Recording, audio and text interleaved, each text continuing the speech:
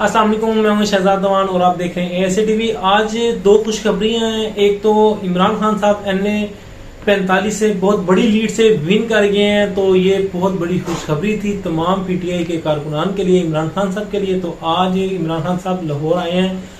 सदफ नईम जो कि शहीद हो गई थी कल कंटेनर हादसे में, तो आज इमरान खान साहब उनके घर में जो है ना दुआ खैर के लिए आए थे और अभी रास्ते में वो जा ही रहे थे इमरान खान साहब दोबारा लॉन्ग मार्च की तरफ। तो इस्लामाबाद हाई कोर्ट ने इलेक्शन कमीशन का जो फैसला था उसको कलअदम करार दिया और खान साहब जो हैं सादिक अमीन थे, सादिक अमीन हैं और इंशाअल्लाह ताला सादिक अमीन ही रहेंगे। तो तमाम PTI के जो टाइगर्स हैं, PTI के जो कारकुनान हैं, सबको बहुत बहुत दिली मुबारकबाद।